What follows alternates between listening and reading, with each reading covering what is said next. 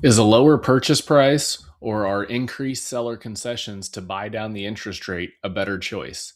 In this next video, I'm going to go over just that. Hi, my name is Jeff Sheeman. I'm a local mortgage lender currently licensed in Missouri and Florida. If you're in the market to purchase or refinance, my team and I would love to help. Please reach out 417 844 9047 or head on over to homewardlending.com. Thanks. Okay, guys, our beloved Excel spreadsheet. I know no one likes to look at numbers and nerd out with me on this, but this is something that I think could potentially unlock some more buyers or unlock some more opportunities for us to close some more deals and get people into homes. Okay. So, what we're looking at here, it's an example that I've used in the past. Right over here, we have your gross monthly income, your typical principal and interest housing payment, some other student loans or other debts. So that way we can calculate your front and back DTI. What I'm trying to show here is it better for a seller to reduce the purchase price, $10,000 in these examples, or is it better for them to use that $10,000 in seller concessions and buy down the interest rate for the potential buyer? And that argument's the same on the other side of the coin.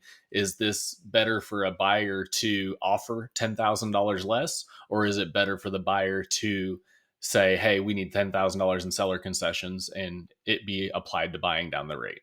So I'm going to show you some of the examples. Over here on the right, I have a few different examples. 300,000 at 6.5%, principal, interest, taxes, homeowners insurance, mortgage insurance. I didn't put HOA dues in any of these examples. And so this green number is what we're looking at for your total monthly payment. Okay. So this first one, we're going to say it's a $300,000 house at 6.5%. Your monthly payment is $2,215.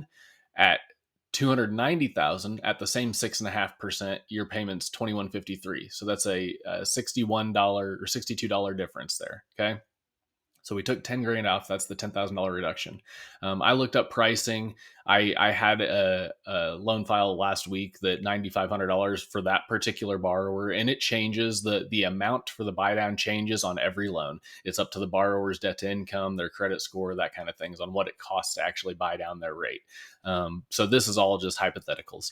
But let's say you could take that same $10,000 and you apply it towards seller concessions, and that buys your rate down a full percentage point. So we went from 6.5 to 5.5. That makes your payment 2026. So the difference between those three, you save $62 if you just reduce the price $10,000, or if you offer $10,000 less. The alternative, if we use the same $10,000 as seller concessions, we can save $189. Why is that important?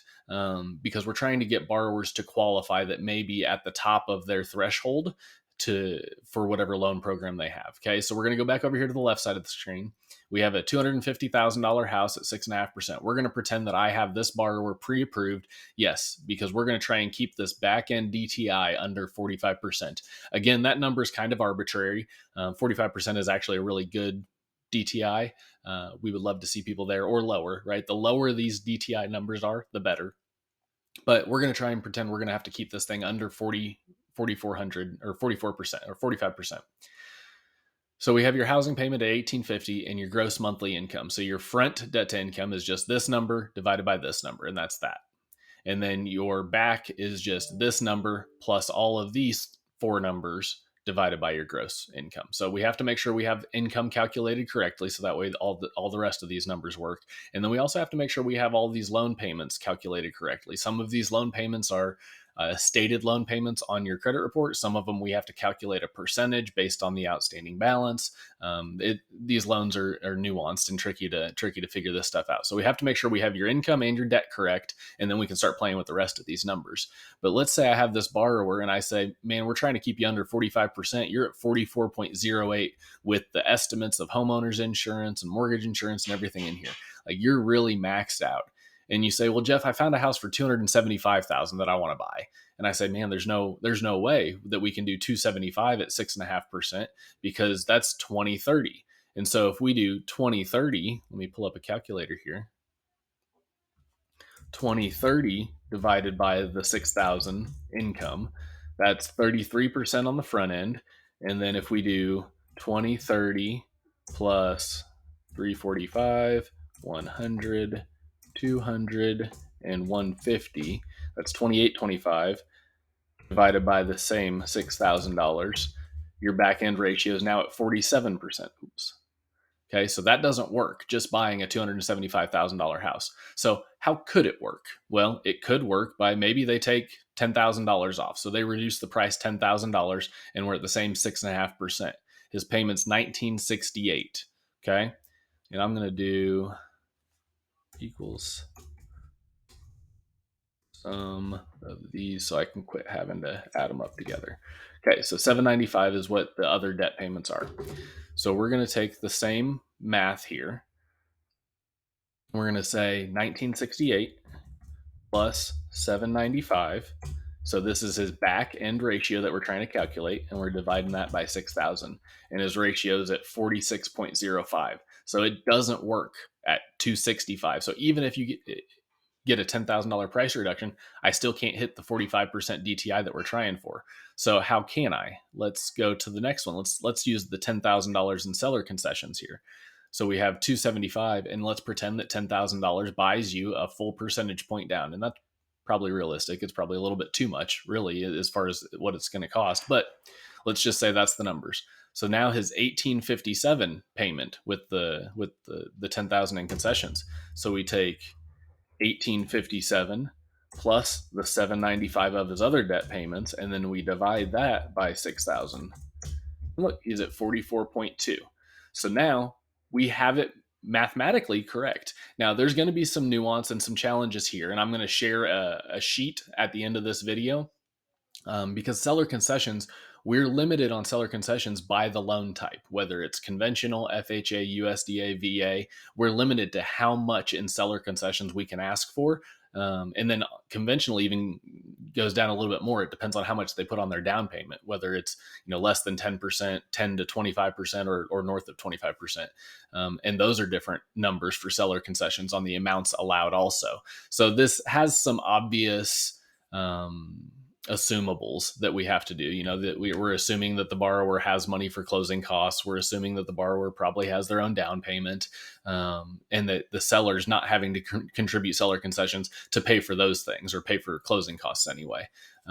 So there's some assumptions there that we're going to have to roll with. But this is probably the best way that I can think of to explain the difference between doing a $10,000 price reduction or $10,000 in seller concessions to buy the rate down for your future buyer.